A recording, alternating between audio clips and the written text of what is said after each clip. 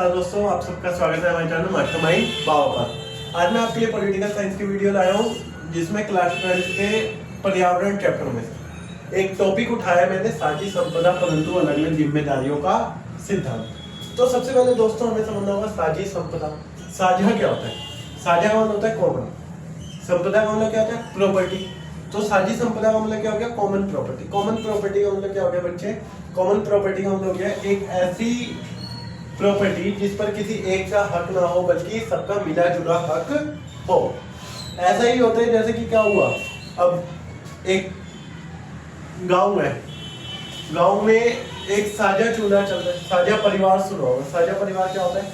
जो एक बहुत सारे लोग मिलजुल कर रह रहे हैं ना, तो उनका साझा चूल्हा होता है। यानी उस चूल्हे पर किसी एक का हक नहीं है, उस पर सबका मिला जुला हक है जितने लोग उस परिवार में रह रहे हैं। ऐसे पूरा विश्व होता है। विश्व में बहुत सारे देश है ना, उन देशों का कुछ एक ऐसी प्रॉपर्टी भी है जिस पर एक साझा अधिकार है, यानी कोई एक देश उस पर अपना अधिकार नहीं जमा सकता। जैसे कि अंटार्कटिका, स्पेस है ना, ये कुछ ऐसे हिस्से हैं जिस पर कोई एक देश ये नहीं कह सकता कि ये सिर्फ मेरी सीमा रेखा के अंदर आता है, यानी कोई अपना पर्सनली हक नहीं जमा सकता। उसी को कहा गया साझी संपदा। अब साझी संपदा परंतु अलग अलग जिम्मेदारी, अलग अलग जिम्मेदारी बड़ा हाईलाइटेड शब्द समझो। जिम्मेदारी क्या होता है? उसको प्रोटेक्ट करना, जो साझी संपदा है ना, उसके लिए अलग अलग जिम्मेदारियों का सिद्धांत दिया गया जिसे पृथ्वी सम्मेलन में एक्सेप्ट किया गया। अब साझी संपदा परंतु अलग अलग जिम्मेदारियों का सिद्धांत था क्या एग्जैक्टली वो समझो।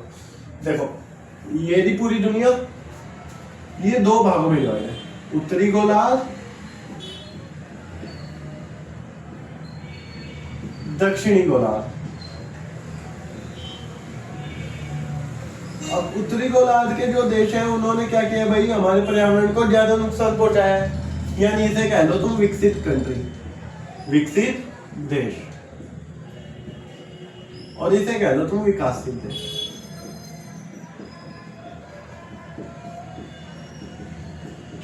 विकसित देश और विकासशील देश में क्या अंतर है भाई? इन्होंने कम फैक्ट्रियां लगाई, इन्होंने बहुत ज्यादा फैक्ट्रियां लगाई हैं। इस वजह से विकासशील रह गए और ये विकसित हो गए, है ना।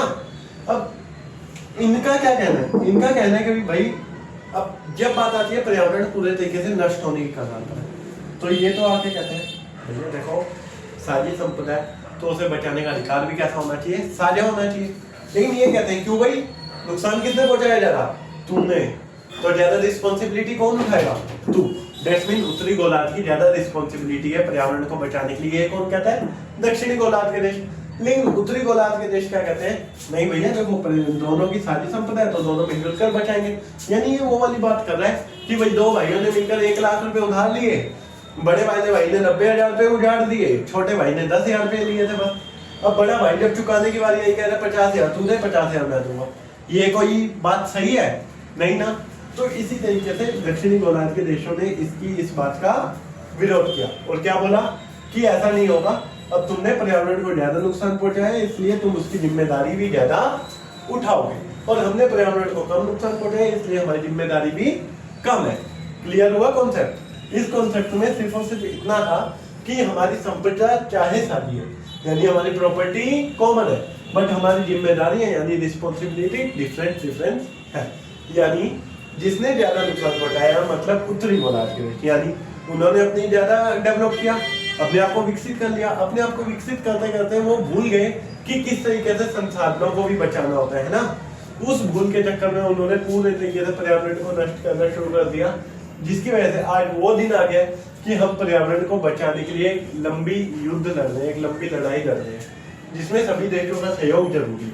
लेकिन इनका क्या कहना है कि हम थोड़ा कम सहयोग करेंगे और तुम थोड़ा ज्यादा सहयोग करोगे। देखो आपसी सहयोग के द्वारा ही किसी चीज को बचाया जा सकता है। तो मेरी आपसे भी अपील है कि ज्यादा से ज्यादा कोशिश करो कि अपने पर्यावरण की रक्षा करो। अगर आप थोड़ा सा डिस्टेंस कवर करना है तो पैदल जाओ, क्यों गाड़ी का यूज करते हो, है ना। तो उम्मीद करता हूँ आपको ये कॉन्सेप्ट क्लियर हो गया होगा। अगर आपको ये कॉन्सेप्ट क्लियर है तो हमारी वीडियो को ज्यादा से ज्यादा शेयर करें और लाइक करें और कमेंट करके हमें बताएं। और हाँ दोस्तों, अब रेगुलरली आपको वीडियोस मिलेंगी। थोड़ा सा बीच में गैप पीरियड आ गया क्योंकि वो घूमने चला गया था मैं थोड़ा सा, ठीक है, इसके बाद आपको गैप बिल्कुल नहीं मिलेगा। और आपका इतना मैं कहता हूँ कि अगस्त के मंथ में, अगस्त के एंड तक या सितंबर के शुरुआत तक हम आपको सिलेबस कवर कर देंगे।